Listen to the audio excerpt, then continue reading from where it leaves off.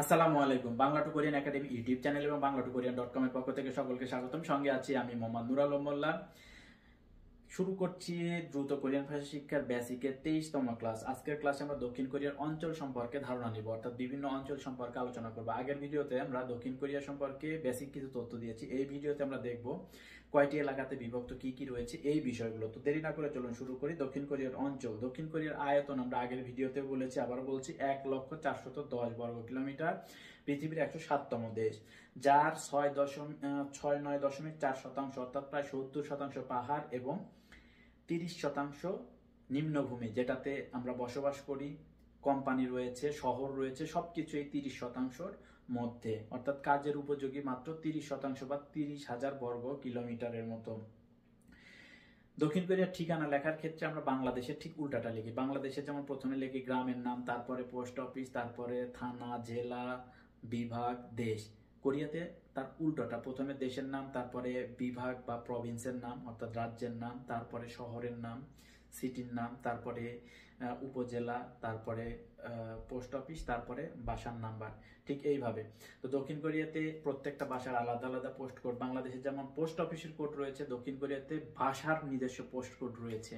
Post অফিসের নয়, বাসার নিজস্ব পোস্ট কোড নাম্বার রয়েছে, যার জন্য সহজে খুঁজে পাওয়া যায়। এবং বাসার ঠিকানা বা কোনো ঠিকানা দুইভাবে লেখা যায়। একটা হচ্ছে রোড নাম্বার দিয়ে লেখা যায়, আর একটা ম্যাপ অনুযায়ী সরাসরি বাসার নাম্বার দিয়ে খুঁজে পাওয়া যায়। গ্রামের নাম আর বাসার নাম্বার দিলেই সোজাসুজি চলে আসে। তো আমরা একটু দেখে নিই কিভাবে দক্ষিণ কোরিয়ার এলাকাগুলোকে ভাগ করা হয়েছে। প্রথমে রাজধানী, তারপরে উপরাজধানী, তারপরে মেট্রোপলিটন সিটি, বিভিন্ন সিটি। এই সিটিগুলোর মধ্যে আবার যে গ্রামগুলো কিভাবে ভাগ করা, শহরগুলো কিভাবে ভাগ করা হচ্ছে, যেটাকে আমরা বলে থাকি ডিস্ট্রিক্ট অফিস। তারপরে ডিস্ট্রিক্ট অফিসের পরে আমরা হলো ওয়ার্ড অফিস। এই ধরনের যে ভাগগুলো রয়েছে এগুলো। তো আমাদের এটা এখন দেখে বোঝাটা কষ্টকর হয়ে যাবে। যারা দক্ষিণ কোরিয়াতে পুরাতন বা অনেক ঠিকানা দেখেছেন তারা এটা সহজে বুঝতে পারবেন।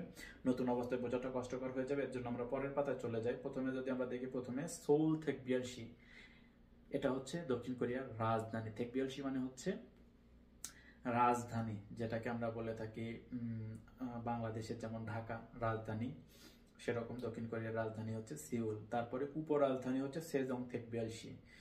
তারপরে 6টি রয়েছে মেট্রোপলিটন সিটি, আর 8টি রয়েছে দক্ষিণ কোরিয়ার 8টি প্রভিন্স রয়েছে, যেটাকে আমরা বিভাগ বলতে পারি। এবং একটা রয়েছে বিশেষ অঞ্চল। বিশেষ অঞ্চলটা হচ্ছে একটা দ্বীপ, বড় একটা দ্বীপ রয়েছে। তো আমরা প্রথমে সেউল সিটি সম্পর্কে একটু জানি। সেউল থেকবিয়ালসির মধ্যে দক্ষিণ কোরিয়ার যে বিখ্যাত নদী হান নদী সেউল সিটির মধ্যে দিয়ে গেছে। এটা মোটামুটি উত্তর অঞ্চলীয় গিয়েonggi-do যে প্রদেশ রয়েছে, এই প্রদেশের মাঝখানের একটা শহর। এটা দক্ষিণ কোরিয়ার রাজধানী। এইখানে অনেকগুলো ডিস্ট্রিক্ট রয়েছে। এইখানে ছোট ছোট ডিস্ট্রিক্ট রয়েছে, আলাদা আলাদা ডিস্ট্রিক্ট রয়েছে। ডিস্ট্রিক্টগুলোকে খু বলা হয়ে থাকে।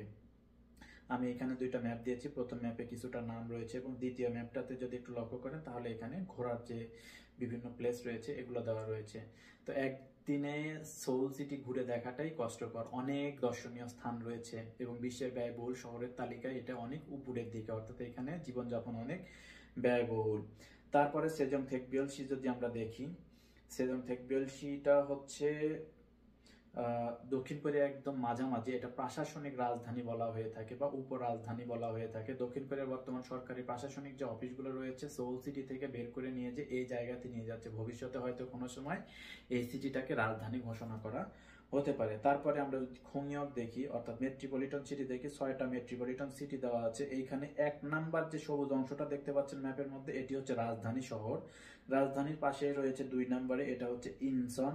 এবং সর্বশেষ 8 নম্বরে যে পিঙ্ক কালারের জায়গাটা দেখতে পাচ্ছেন, এটা হচ্ছে সেজং থেকবিয়ালসি অর্থাৎ উপরাজধানী। বাকি যে 6টা হলুদ কালার রয়েছে, এই 6টাই হচ্ছে 6টা মেট্রোপলিটন সিটি।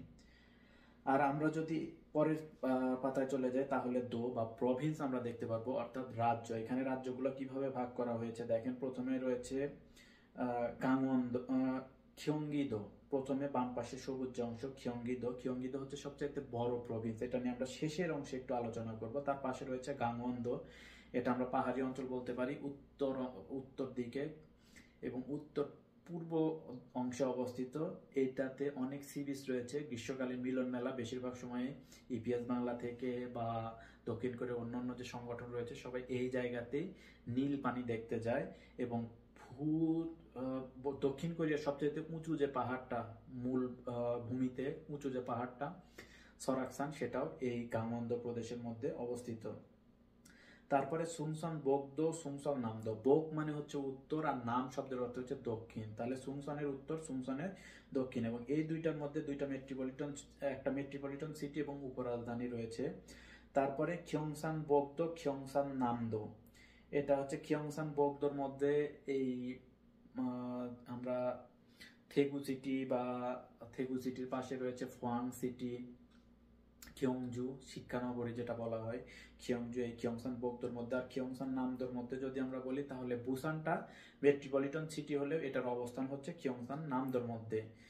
তো বুসানের আশেপাশে যে সিটিগুলো রয়েছে সেগুলো এর মধ্যে, যেমন আমরা কিমে বলতে পারি, কিমে, সাংওয়ন, এই সিটিগুলো এই খিয়ংসান নামদোর মধ্যে রয়েছে। তারপরে জল্লা বোকদো, জল্লা নামদো, এর মধ্যে মেট্রোপলিটন সিটি রয়েছে।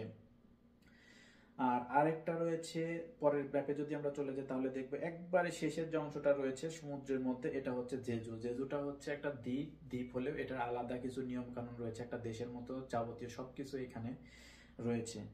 তো এখানে একটা ম্যাপ আমি দেখানোর চেষ্টা করেছি। এই ম্যাপটা দেখলে বুঝতে পারবেন উত্তর এবং দক্ষিণ কোরিয়া এক জায়গাতে রয়েছে। এদের যে কালো দাগগুলো দেখতে পাচ্ছেন এটা হচ্ছে পাহাড়ের তালিকা। একটা পাহাড় থেকে আরেকটা পাহাড়ে সরাসরি যাওয়ার ব্যবস্থা রয়েছে।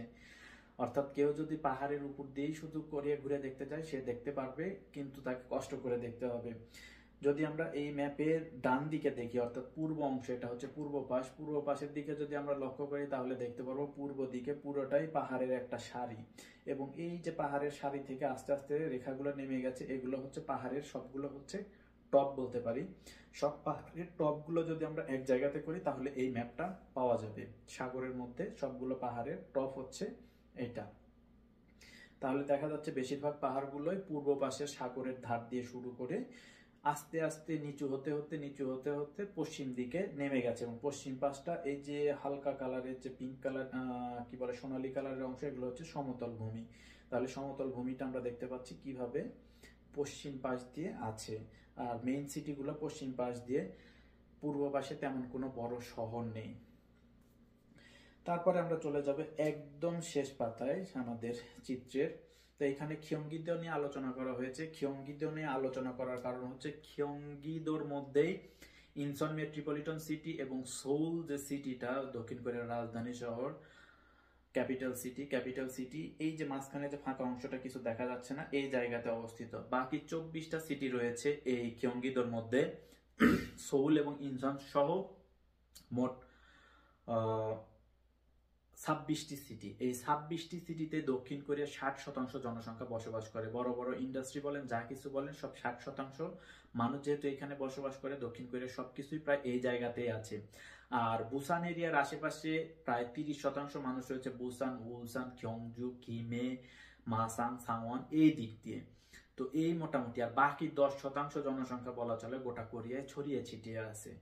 তো এই হচ্ছে মূলত সিটি সম্পর্কে। এখন যদি আমরা বাঙালিদেরকে বলি কোন কোন জায়গাতে বাঙালি বেশি আছে বা কোন কোন জায়গাতে বাংলাদেশ থেকে আসার সময় অনেক সময় অনেকে জিজ্ঞেস করেন কোন কোন সিটিতে বাঙালি বেশি পাওয়া যায়। খিয়ংগি-দোর মধ্যে সবচাইতে বেশি বাঙালি পাবেন। খিয়ংগি-দোর মধ্যে যে কোনো জায়গাতে আপনারা আবেদন করতে পারেন। সোল সিটিতে অর্থাৎ রাজধানী শহরে তেমন কোনো কোম্পানি না থাকার কারণে এইখানে কোম্পানির আবেদন করে পাওয়াটা মুশকিল। তবে উইজংবু, সুমরি, পুচ্ছনে আপনারা আবেদন করতে পারেন, ইয়াংজুতে আবেদন করতে পারেন, শিয়ংয়ে আবেদন করতে পারেন। আনসান হচ্ছে প্রবাসীদের রাজধানী বলা হয় আনসানকে, আনসান সিটি। হোয়াসাং এ সবচাইতে বেশি বিদেশি আছে হোয়াসাং সিটিতে। এছাড়া হোয়াসাং এর পরে আপনারা চাইতে পারেন নাময়াংজুতে আছে, তারপরে খোয়াংজুতে আছে, হানামে আছে, মোটামুটি সব জায়গাতেই, এই জায়গাতে ইয়ংইনে আছে, পিয়নটেকে আছে, সব জায়গাতে মোটামুটি বাংলাদেশি আছে। বাংলাদেশে হালাল ফুডের ব্যবস্থা রয়েছে, মসজিদ রয়েছে, কিম্পুতে রয়েছে, মোটামুটি সব জায়গাতে, পাজুতে রয়েছে, সব জায়গাতে বাংলাদেশি। খিয়ংগি-দোর মধ্যে সব জায়গাতেই বাঙালি পাওয়া যাবে। মুসলিম ফুড, হালাল ফুড সবকিছুই পাওয়া সম্ভব। খিয়ংগি-দোর বাহিরে যদি আপনারা যান তাহলে থেগু, বুসান, কিমে, মাসান, সাংওয়ান এইদিকে প্রচুর পরিমাণ বাঙালি আছে। জল্লাবগদোতে, জল্লানামদোতে কিছু বাঙালি রয়েছে, সেজংয়েও রয়েছে। তারপরে আর কোথায় বলবো, মোটামুটি সব জায়গাতেই এখন নেটওয়ার্কিং এর কারণে সব জায়গাতেই ভালো আছে। তবে আনসান শিহং, উইজম্বুসুং হরিপুচ্ছন, তারপরে কিমে মাসান সাংওয়ান, এই জায়গাটা বিশেষ নাম করা বিদেশি বাংলাদেশিদের জন্য। তো এই হচ্ছে মোটামুটি কোরিয়ার ম্যাপ সম্পর্কে ধারণা। তাহলে আমরা আরেকবার যদি একটু গুছিয়ে দেখি দ্বিতীয় পাতা, তাহলে রাজধানীর নাম হচ্ছে সিউল বা ক্যাপিটাল সিটি, সিউল থেকবিয়েলসি। উপরাজধানী বা প্রশাসনিক রাজধানী হচ্ছে সেজং থেকবিয়েলসি, যেটা মাঝখানে অবস্থিত। তারপরে রয়েছে 6টা মেট্রোপলিটন সিটি, তারপরে 8টা প্রভিন্স, 8টা রাজ্য বা বিভাগ বলতে পারি আমরা। তারপরে রয়েছে একটা বিশেষ অঞ্চল, বিশেষ অঞ্চলটা হচ্ছে জেজু দ্বীপ। দক্ষিণ কোরিয়াতে দ্বীপ কিন্তু অনেক বেশি, সেগুলো নিয়ে অন্য কোনো এক সময় আলোচনা করব। ভালো থাকুন, সুস্থ থাকুন, দেখা হবে আগামী ক্লাসে। আল্লাহ হাফেজ।